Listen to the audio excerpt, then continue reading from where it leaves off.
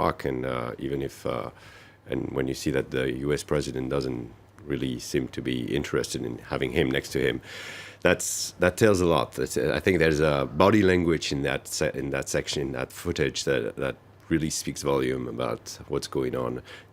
Not that I said, with this, that Obama is not interested about Iraq. He's obviously sending some new troops over there and trying to make, but does he really want to get involved more? I don't know. I mean, I have doubt about the intention of the U.S. right now. All right. White House spokesperson, by the way, Josh Earnest, he suggested those who saw a snub were, quote, telegraphing some insecurities that date back to junior high. The same Josh Earnest. Oh, that's very grown up. That's very grown up. This White House has consistently ignored or misunderstood its partners. And I'm just back from talking about Asia at a conference, and apparently we all thought that there was no interest in Europe because he'd grown up in Asia. It might be an interesting thing to tilt the interest of the world towards the Pacific and Southeast Asia, but not true. There's apparently anger about the ignorance of what's going on in Southeast Asia about Obama, and he snubs about everyone that he encounters. And he can meet Christine Lagarde. Hang on, are you saying he knows less about foreign policy than his predecessor? I am actually, yes, saying that he knows less about foreign policy than his predecessor. You may disagree what his predecessor decided in foreign policy, but I am saying that he knew more than Obama in foreign policy. From the Cairo speech in 2009 to this and to other things, he has shown that there's a complete misunderstanding. The Southeast Asian nations are furious that he does not understand what's going on with China, and that the way to talk about things is that it's too muscular and not suited to Southeast Asia, and the way to talk to China isn't that. There's a feeling that the Middle East has been a hash, and it's difficult to make more of a hash of the Middle East than predecessor, but certainly he's given it a good hard try, and many people on the ground say that giving a day for troop withdrawal was basically encouraging the insurgency in all of Iraq, and certainly in Europe there's a complete misunderstanding of what Europe is all about and a lack of interest. So we're getting slowly to the end of the Obama presidency, and he's already less popular than his predecessor in America, and nobody thought this would be possible. And he's also possibly less popular that surprises around the me. world. Latest polls last week. What, less popular than George W. Bush? Less popular than George W. Bush. At Newsweek. this point of his Then we're in presidency, negative ground second term. here. No. Opinion polls, seriously. I don't People believe dismiss that. opinion polls when they disagree with the I result. don't believe that, but at any rate, and George Bush knew nothing about foreign policy when he went into office. But he was eager to learn. Yes. Right, but you know- Huge difference. He was not a Harvard John who thought that everything had been given to him by the grace of being to Harvard. Oh, please, Obama. case- Give He started Obama. reading during his Okay, presidency. all right. Anyway, Bush. that's not that hasn't whether Obama is smarter than Bush has nothing to do, which he is, has nothing to do with You know the what debate George here. Orwell said about intellectuals? Colin It takes Powell- an intellectual to believe something that's stupid, and he's an idiot savant. But the problem is, Colin Powell said, you break it, you own it. And the United States has basically broken everything they've touched. And I don't see how they can fix anything by getting more involved. And I don't think the Americans... So they do that not. brings us Iraq can only be fixed by Iraqis. All right, that brings us back to the subject. Well, that's where we are, right? I mean, of Iraq. And by the way, it wasn't Obama. It was Josh Earnest, his spokesman, who made those remarks about junior high. The same Josh Earnest who later in the week announced an extra 450 non-combat troops to back up the 3,000 U.S. military advisors already in Iraq. We also are seeking to more efficiently provide equipment and materiel to the Iraqi security forces and those fighters that are working in concert with Iraqi security forces. This will also allow the Abadi government to more effectively pursue their strategy to recruit Sunni tribal fighters into this effort. Helping those fighters that are working with Iraqi forces, I guess that's code for giving weapons and training directly to the tribal militias and not to the beleaguered government army. Right, and he mentioned Abadi, which ties into your first clip and what we were saying, which is, does Abadi have what it takes to fix Iraq? And he was here in Paris for a summit, and it was very obvious that the international coalition is very disappointed with him, and so are Iraqis on having a more inclusive atmosphere in his country. Ramadi has fallen. Mosul, we are nowhere near recapturing, and the Sunnis are on the periphery. And now we're going into a strategy where we're having mission creep. We're talking about new bases, which are essentially new targets. And we do not trust our partner in Iraq to manage what he obviously wants to do, but does not seem to be able to, as you said, he's not perceived as and has not shown the ability to draw the country together. So what we are doing by mission creeping into Iraq and everything that we have done in 2003 has created a scenario. What's the alternative? We have to take into consideration that it's not only about Ramadi and what's going on in the Anbar province right now. It's also about what's going on in the north of Syria. It's with the various groups fightings over there, and the alternative is financing or backing the Sunni tribes. It's just a bit like finding the moderate rebels in Syria. Yes. It's either a mediatic fantasy or because this week, for the first time this week, the U.S. coalition Air Force helped Nusra against ISIS. So literal, that's subsequently, insane. Al Qaeda becomes sort of moderate now, right? And of course they're playing the good rebel. We also the footage of Jolani explaining how he treats well the minority under his territory on Al Jazeera lately. But the Sunni tribes is the key. We all know that. We all know that the problem with Obaidi is Obaidi has the Shia militia with him. The Shia militia are efficient, but how are they going to behave once they're in Anbar, once they've conquered Ramadi? Is it going to be the same trick that they're going to pull that they did in Tikrit? Or are they going to behave, which, nobody thinks they will. They've named this operation. The operation was named Onward with Iraq, and then it was renamed Onward with Hussein. Making it more sectarian. So the problem is finding for the U.S. and for the whole Western world right now is either it is in Syria or how do you fight ISIS efficiently? Do we really want to finish ISIS? Do we really want to find? So we only have bad solutions right now. No, you got to stop trying to overthrow Assad. Things were we didn't have this problem until the West intervened in Syria and tried to overthrow Assad. Well, I agree with you. And the people they helped from the very beginning were Al Qaeda affiliates. Well, the West did not try to overthrow Assad. The West has been very happy not to get into Syria, which is why they didn't do in Syria what happened in Libya. It was a popular There would be no civil war. There would be no civil war in Syria today if it were not for the West. But seriously, Mubarak fell in Egypt. Tunisia, Ben Ali went down. Libya went down. And we could continue. Libya went down? No. Gaddafi went. NATO killed Gaddafi, and anybody who thinks that was not a mistake has not been listening. That was a huge but these mistake. were popular. These were popular prizes. Just about to pay the consequence for that We're back to mistake. talking about 2003 and the haunting specter of the overthrow of Saddam Hussein. One viewer saying 450 more U.S. soldiers being placed in harm's way, sent to a war with no plan on how to win. How do you spell mission creep? Régis Sommier, just one final point on this, because I know you covered the surge, which was when the United States worked with these Sunni tribes. That's right. Basically bankrolled them. Yes. And trained them. Yes. So at that time it worked, but there were broken promises afterwards. Can it work a second time? That's the problem. The key to ISIS' future lies there. It lies with the Sunni tribes. What happened the first time with the Petraeus plan and with other people, because there was not only Petraeus working on this, turning the tribe against Al Qaeda is actually making those tribes believe that the US was the strongest tribe. Like they were replacing Saddam, actually. They were the key power broker, and they were going to protect them from the Shia militia, which had took power.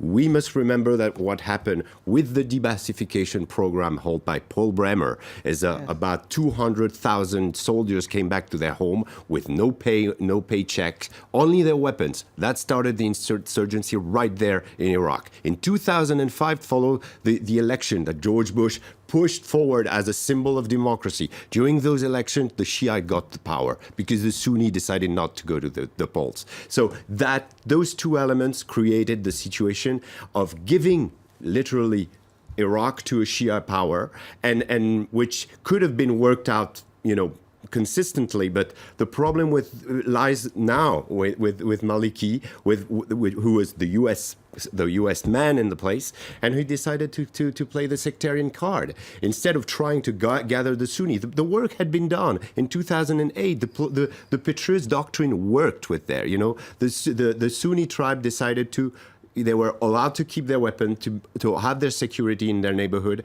There were some money coming out, and Maliki decided not to follow that. All right, to ignore one final community. point on this, and there's a tweet from Alex. This time around, I hope the USA will fix the mistake it made, which fueled ISIS. Fix the mistake it made. George Kazoli's making the point earlier that it's up to the Iraqis to solve the problem. That viewer is saying, no, it's up to the Americans to come back and fix the mistake. I think it's too late. I think in many ways it's absolutely too late. 450 men is not many men. I don't think there's the strength of commitment anyway. It's very true. The previous tweet was quite right, is that there's no clear definition of a mission.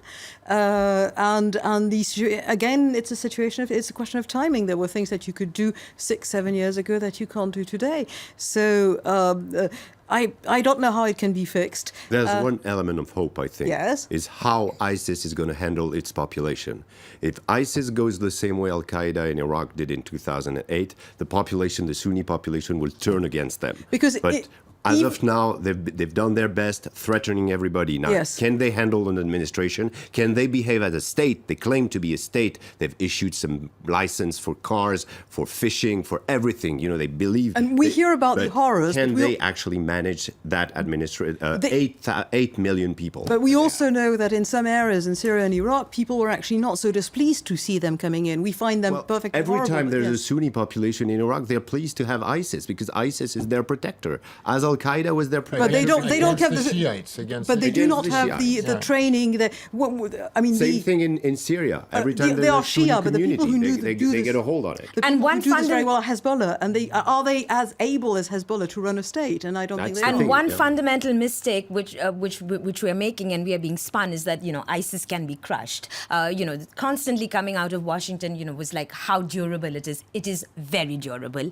They have managed. They have a strategy that is incredibly focused and well thought of. You think they're talking about two different groups when you hear what's coming out of Washington, that this can be handled. ISIS has got its act together. It's here for the long term. Yes, maybe the population will be unhappy with it, but what sort of revolt will, this is a very long-term problem, and we have to have strategies that, I don't know, I think for some years from now, we would probably be talking about negotiating with ISIS. No, please. Yeah, well, we'll see. my In any word. case, That's- for now, speaking of negotiations, we're going to cross the border, go into Turkey, where there's negotiating going on to form a coalition government. Some calling it the end of an era, perhaps the beginning of the end of Erdogan even.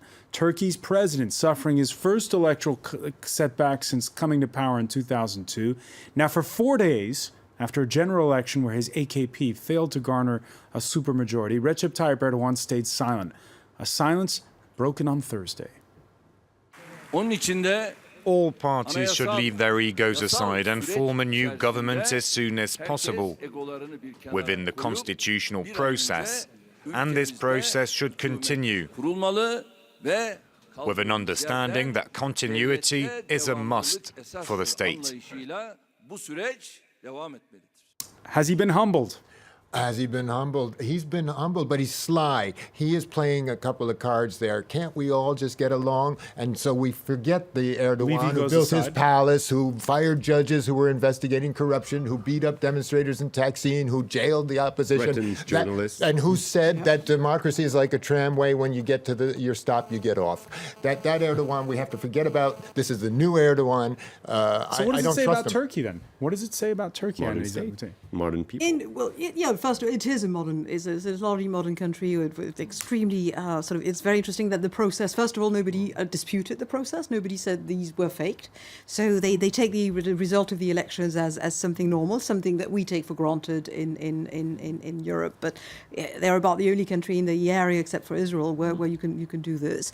And the second is that I imagine what's very interesting is the fact that people voted for the Kurd party who are not Kurds.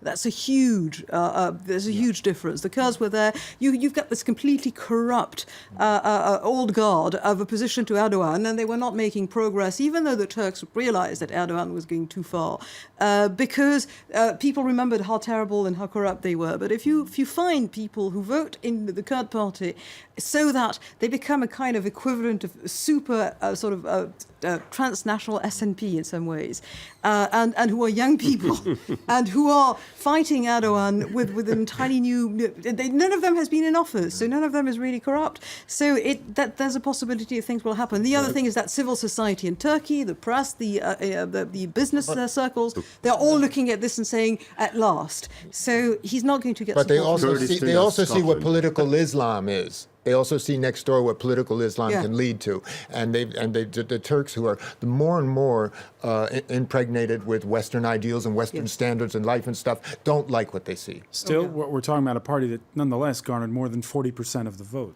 Yes, and this is great news. Especially HDP's amazing electoral campaign and strategy, but I feel that there are still warning signs that we need to pay attention to. One is he's still the president.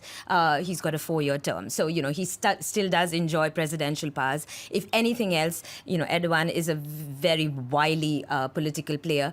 Two, on the Kurdish issue, they have a peace process going on, and we could have a scenario where the AK party would have to get into a coalition with the conservative MHD party, very opposed to Kurdish national, interests, cultural interests. And finally, what we saw in Diyarbakir, this is a city in southeastern Turkey, just after the election, was that rival Kurdish factions clashing again, at least 3 or 4 deaths, which led to the old conspiracies of, why are the Islamist Kurdish being supported by whom?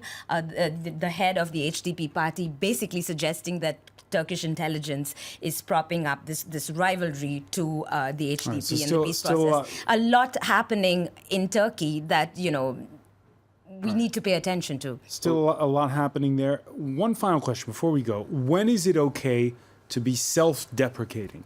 All the time, if you're Woody Allen or Hugh Grant, they make a living out of it. Never, it seems, if you're FIFA's Director of Communications and Public Affairs. Walter Di Gregorio resigning from his position with immediate effect after a joke on Swiss television. Ich habe viele. Ja, hast du mir erzählt. Der Sepp Blatter, der FIFA-Präsident, sein Kommunikationschef, und der Generalsekretär sitzen im Auto. Wer fährt? Ist es der? Genau. Die Antwort ist? Die Polizei. It's a pretty good joke. Yeah, Would you have resigned over that? I don't know. I don't know if I would have been the head of communication of FIFA anyway. So you'd be a lot richer if you were. Yeah. No, but it shows how insensitive the leadership of FIFA is to the image that they have around the world. It shows that they can joke about this. It just shows they're out of touch with the reality of the football world. So he should have resigned. Yes, of course. I mean, the whole top. Actually, a lot of them should be in jail, to tell the truth. A lot of them should be. Well, they might be, actually. God bless Lynch. With an FBI they will be in Swiss jails, back, which is a pity. I wouldn't sleep very quietly if I were Blatter with an FBI investigation on my back, Lila Jacinto, a final word on this? I have to say I enjoyed the joke. And I really don't see why he should have resigned. I mean, he should, for the joke, he should resign for a lot of other issues, which is probably why he did resign. The joke was very funny, and I stand by it. All right. Leila Jacinto stands by the joke. We have a split jury on the joke. I want to thank you. I want to thank as well Régis Le Sommier, George Cazoles, and Elisabeth Moutet. Stay with us, though. Our Media Watch segment is next.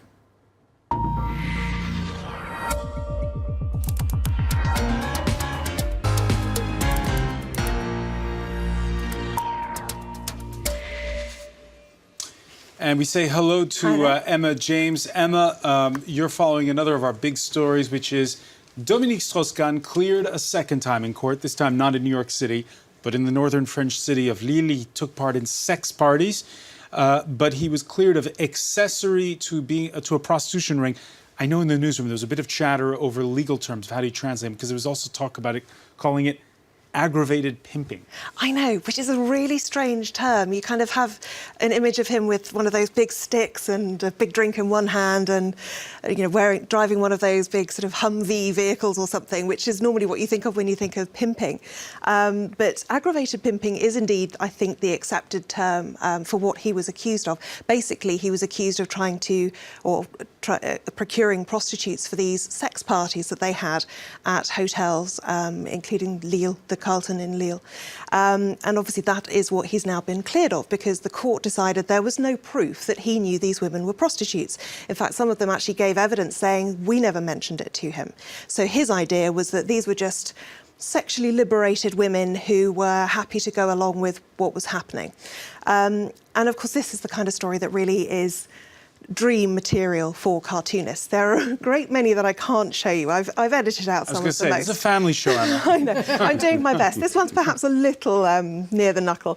But under the heading DSK relaxé, which means acquitted, Hervé Baudry says that's the party. He's got a rather strategically placed party horn there attached. That's about as clean as I could get it. Really, that's it. Elsewhere, we've got people joking about there's going to be a mega sex party at the Carlton tonight with a photograph of him. This image is an old one, but has been doing the rounds a lot today. You're about to understand why. According to this Twitter user, the first thing that DSK said when he was cleared was, prepare yourselves, I'm about to go out again. And this is the image. Now, that one is being recreated everywhere with many different phrases. It's not a flattering photograph, but it really shows how the mighty have fallen, because this is now how we see DSK. He is kind of the punchline for the joke. This Twitter user says, DSK now available for FIFA, Twitter, whatever.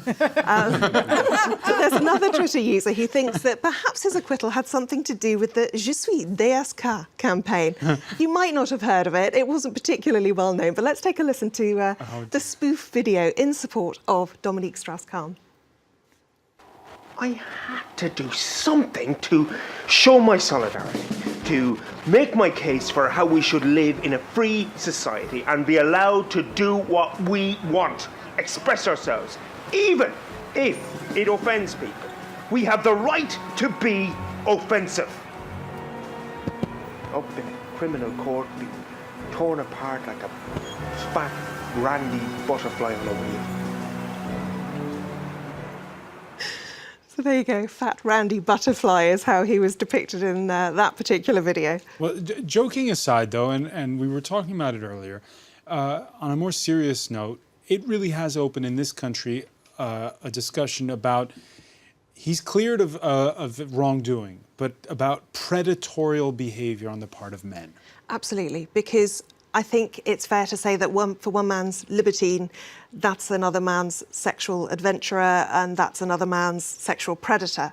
And that's really where the grey area lies with this, because DSK says that he wasn't on trial for deviant sexual behaviour, but, which is probably just as well, I can hear giggling to my left, because had he been, of course, that he would have been found guilty, because by the norms of kind of society, what he was doing was way over and above that. This Twitter user has retweeted today part of an article that formed the coverage of the trial itself when it was going on in February. And she says, a jaw-dropping insight into DSK's arrogance and sense of entitlement. If it weren't so awful, it would be funny. Now, he talks about the fact he denies he had an uncontrolled obsession with sex parties. He said he only went to 12 in 3 years. I had other things to do, he said. Like running the IMF. Exactly, saving the world, if you like. Mashable also highlights one of the quotes from the trial. And they said that it hinged on those sex parties that took place in the midst of the global financial crisis.